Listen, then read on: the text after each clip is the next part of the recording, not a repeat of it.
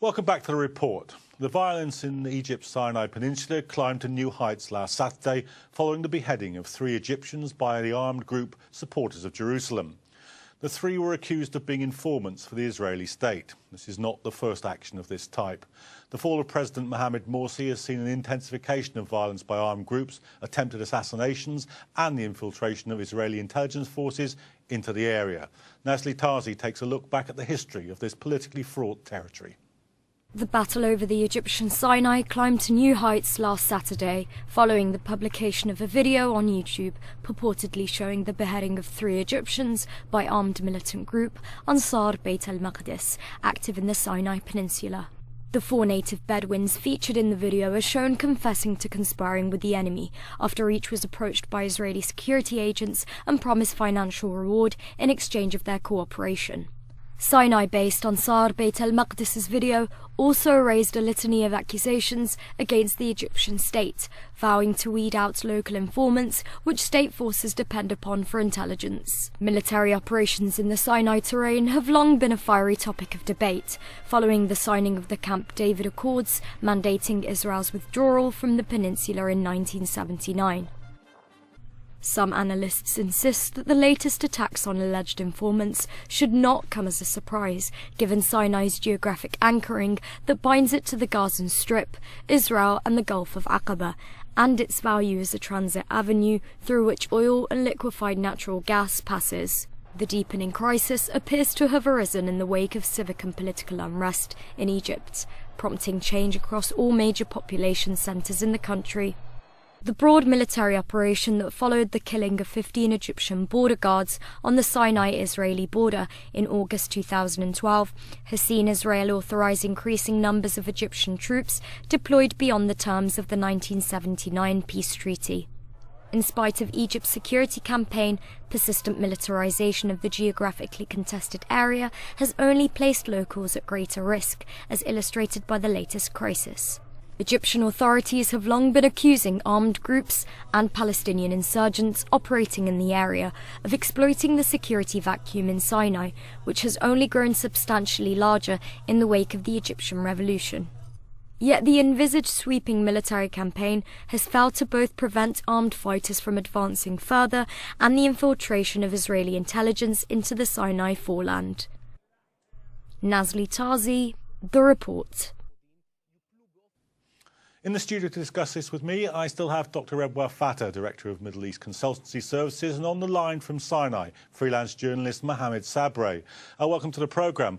Mohamed, let me go to you. You're on the ground there. There's been an incredibly unstable situation for many, many months now. Can you describe what's going on to us?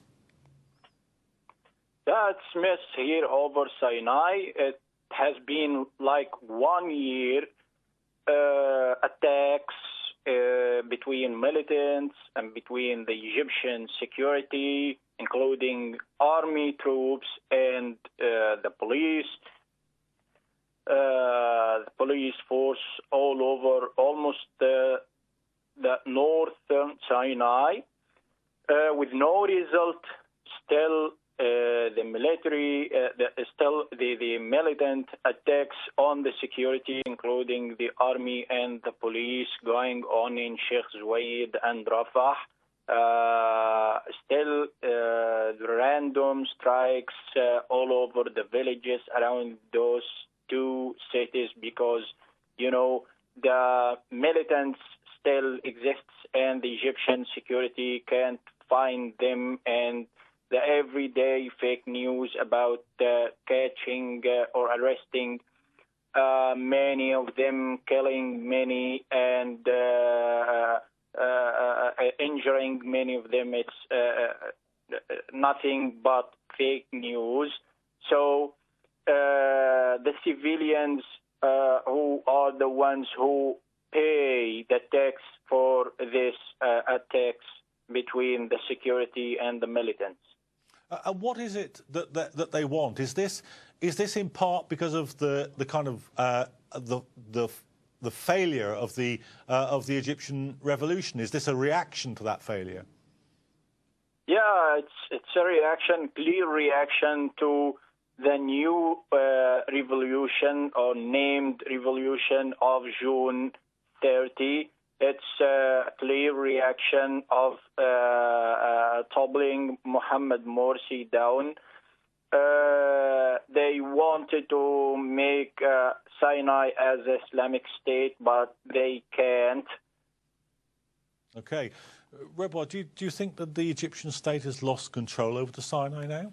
There's no doubt about that. I think there is Egypt last few years has been through turmoil, and the security. This created a security vacuum, and that security vacuum maybe in Sinai is more pronounced than other parts, because you still see the security vacuum in Cairo, and the current government's approach is not really appropriate by eliminating all the other groups, and especially Ikhwan Muslimin, calling them terrorist groups and so on. I thought it would have been a better approach if you bring all the other groups, anyone who believes a peaceful political process, into the political process in order to stabilize the country. But for some reason, the Sisi's government decided to eliminate all the other groups from the power. And this is the result. And of course, it's not just Egypt. Maybe they've been motivated by the success of Islamic State in Iraq and Syria, and maybe other groups in North Africa and so on, and maybe Al-Shabaab in the south of them. So it's not really an isolated incident. Let me just ask, Mohammed, Rebwar's saying here in the studio that perhaps these groups have gained a kind of momentum from the rise of the Islamic State in Syria and Iraq. Do you read it like that?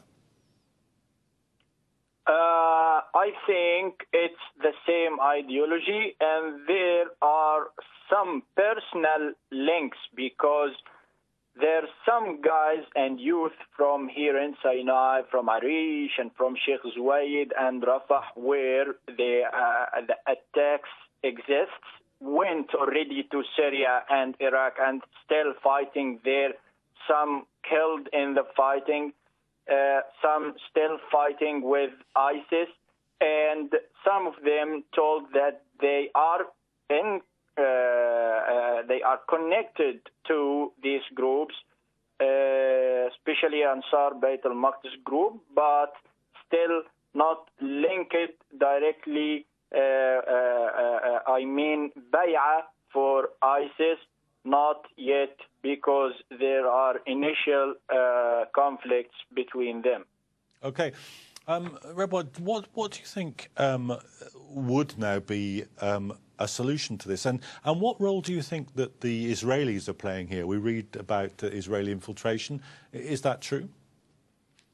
I'm not sure, but obviously Israel would be worried. I mean, you would be worried about the security situation degrading in Sinai, because Sinai, is just like across Israel. It's like Turkey and Islamic State in Syria and Iraq. I think Israel has every right to be vigilant, but whether Israel can, I don't know, if there's international law can infiltrate into Sinai, I don't really know yet. Mohammed, to what extent are the Israelis intervening in this? Sorry? To what extent is the Israeli state interfering in the events in the Sinai? Yes, sure. Yes, sure. Israel is a part of the scene here in Sinai, because, they are arranging everything with the Egyptian force, because, in the sea zone, which is like tens of kilometers near the borders, the Egyptian troops and equipment are not allowed to be there, but it went like 1 year ago after the insurgency started.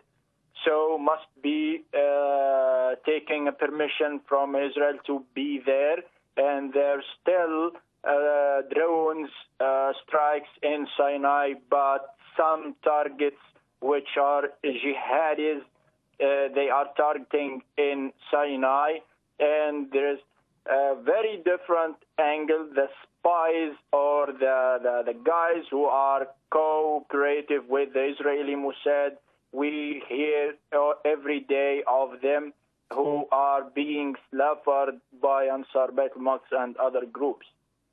How powerful is this particular group, and how many other groups are there operating? There are some groups, but the most famous one is ABM, Ansar Jerusalem group, and about Bedouin sources who are really close to these groups, they said it's like tens of guys, not so many, but they are very well trained outside Sinai or outside Egypt. I see. Who's training them? Well, I think there are 15,000 international insurgents in Iraq and Syria.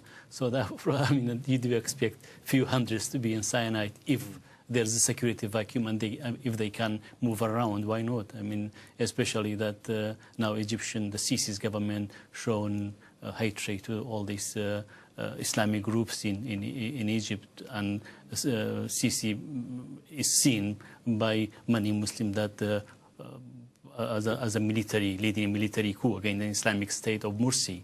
So you would expect within that security vacuum, these groups can find place, and there are a lot of tribes, a lot of Bedouins in that region. And so it's often said to be the case that when groups like this are difficult for a state, and let's face it, the Egyptian state is pretty determined here, that the difficulty is because there is sympathy for the groups among the local population. Do you think that's the case here or not? I think that's the case. I mean, that's the same in Iraq. I mean, like in Iraq, the Sunnis were mainly supporting, you like it or not, it was a rebellion of the Sunnis. Maybe they were not expecting Islamic State to be so radical, but now maybe they changed their mind. Some of them already changed their mind. But the same in Egypt, and these groups have seen, maybe they voted for an Islamic State, and Morsi, they established an Islamic State through the procedure which has been recognized, called democratic, called voting, and then suddenly Sisi comes and remove that government, say we start again, which in the constitution, we start again, and obviously, and they are not allowed back in the political process. They label even the mildest one called terrorists.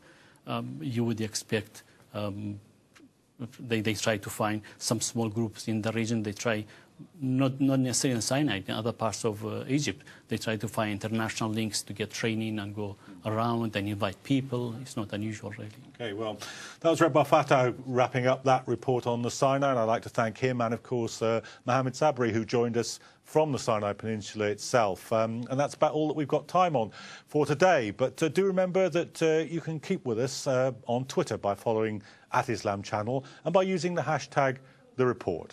We're back tomorrow evening at the same time, but for now we'll leave you with footage of pilgrims taking part in Hajj, symbolically stoning of the devil on the second day of Eid al-Adha yesterday. Until tomorrow, good night.